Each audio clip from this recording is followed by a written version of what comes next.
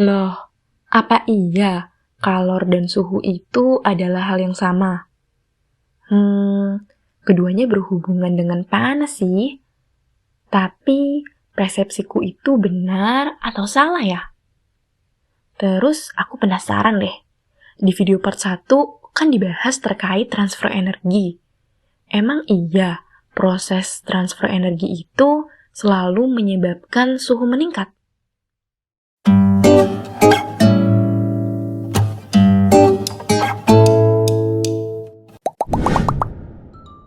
Halo, Assalamualaikum teman-teman semua. Apa kabarnya nih hari ini?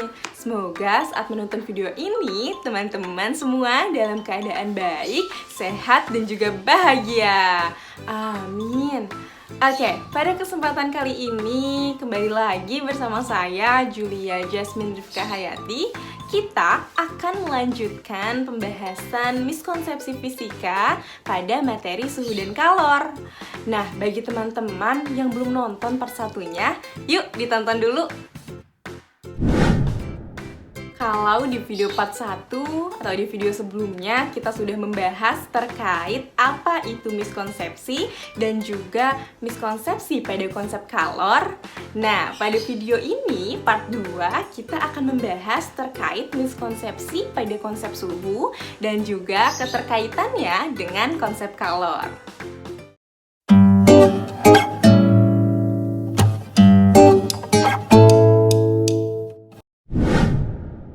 Oke, sekarang kita langsung aja yuk masuk ke segmen Cek Pemahaman Time.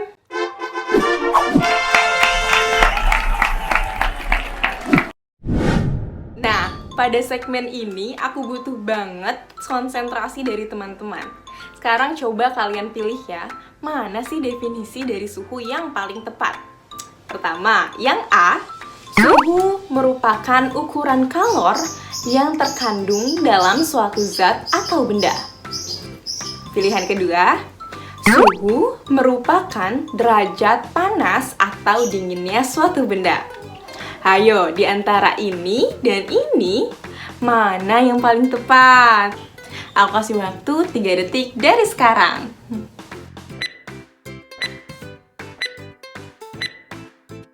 Aku langsung spill aja ya jawabannya. Jawaban yang tepat adalah definisi suhu merupakan derajat panas atau dinginnya suatu benda. Nah, definisi dari suhu merupakan ukuran kalor yang terkandung pada suatu zat atau benda itu salah atau kurang tepat ya.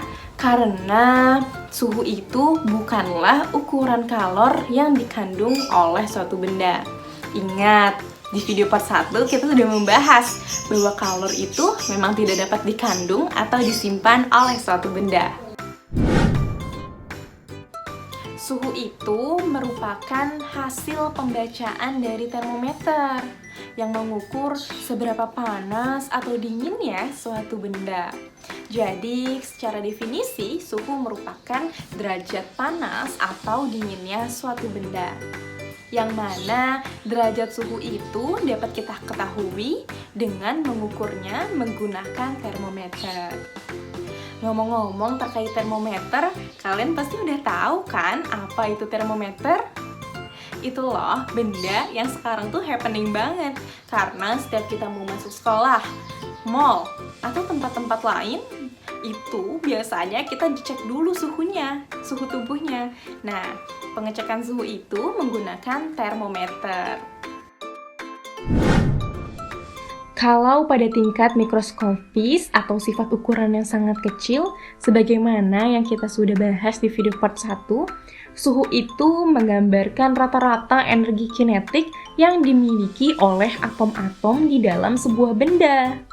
Jadi, energi kinetik itu adalah energi gerak yang meliputi gerakan translasi atau pergeseran, vibrasi atau bergetar, dan juga rotasi atau berputar. Jika gerakan, getaran, atau rotasi partikel benda lebih banyak, maka suhunya itu akan tinggi. Dan sebaliknya, kalau interaksinya semakin kecil atau semakin sedikit, maka semakin rendah suhunya. Oke teman-teman, karena konsep dari kalor sudah cukup dibahas di video part 1 dan barusan kita sudah bahas terkait konsep dari suhu, aku mau coba cek pemahaman lagi nih. Langsung aja yuk kita masuk ke segmen Cek Pemahaman Time.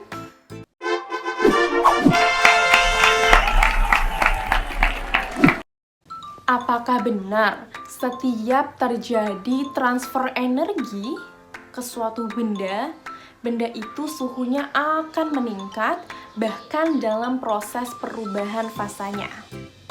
Hayo, statement tersebut benar atau salah? Aku kasih waktu 3 detik dari sekarang.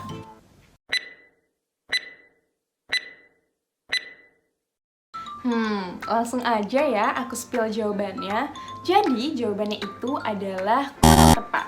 Karena transfer energi tidak meningkatkan suhu suatu benda saat proses perubahan fasa. Jadi gini penjelasannya.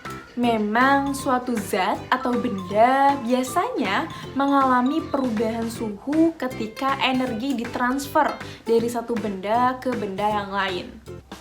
Namun, dalam beberapa kasus, transfer energi itu tidak menghasilkan perubahan suhu loh. Nah, kasus saat transfer energi itu tidak dapat menghasilkan perubahan suhu, baik itu meningkatkan atau menurunkan, itu terjadi saat perubahan fasa.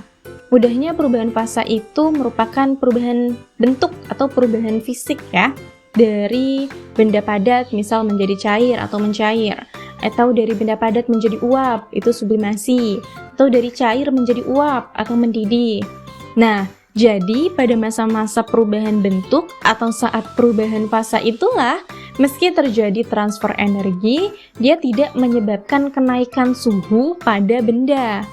Ibaratnya transfer energi yang terjadi hanya berpengaruh pada perubahan bentuknya saja. Sekarang kita langsung aja yuk masuk ke segmen yang selalu ditunggu, yakni segmen Cek Pemahaman Time.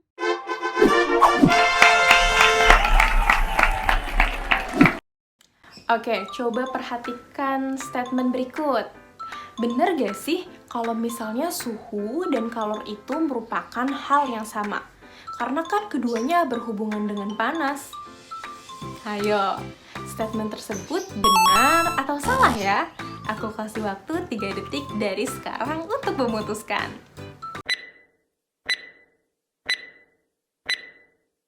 Yap, langsung aja aku spill ya jawabannya. Jawabannya adalah salah atau kurang tepat. Sebagaimana yang udah kita bahas dari video part 1 dan pembahasan sebelumnya, bahwa kalor itu singkatnya merupakan transfer energi, sedangkan suhu merupakan derajat panas atau dinginnya suatu benda. Jadi jelas ya, suhu dan kalor itu adalah hal yang berbeda, namun keduanya sangat berkaitan. Namun ternyata masih banyak loh yang mengalami miskonsepsi dengan menganggap kalor dan suhu itu adalah hal yang sama. Nah, kenapa bisa gitu ya? Mungkin ini salah satu penyebabnya. Jadi, kalau misalnya dalam bahasa Inggris ada istilah hot dan juga heat, yang mana kalau kita artikan di Google Translate itu memiliki arti yang sama-sama panas. Nah, terkesan hampir sama dan bisa membuat kita keliru jika kita tidak memahaminya. Padahal kata hot dan juga kata heat memiliki makna yang berbeda loh. Kalau hot itu diartikan sebagai suhu yang tinggi, sedangkan kalau heat itu diartikan sebagai energi yang ditransfer. Jadi kalau dalam buku-buku SMA itu kata kalor mewakili kata heat yang berarti energi yang ditransfer. Jadi jangan sampai keliru lagi ya. Kalor dan suhu itu merupakan dua hal yang berbeda, tetapi saling berkaitan. Kalor itu menggambarkan transfer energi termal antara molekul dalam suatu benda dan diukur dalam joule. Kalau kalor adalah ukuran perubahan, bukan merupakan sifat yang dimiliki oleh suatu benda atau sistem. Oleh karena itu, Kalor diklasifikasikan sebagai variabel proses. Sedangkan suhu merupakan suatu besaran yang menunjukkan ukuran derajat panas atau dinginnya suatu benda. Atau dalam sifat mikroskopis, suhu itu menggambarkan energi kinetik rata-rata molekul dalam suatu benda dan diukur dalam Celsius, Kelvin, Fahrenheit, atau Rankine. Perbedaan intinya adalah kalor itu berkaitan dengan energi termal, sedangkan suhu lebih berkaitan dengan energi kinetik.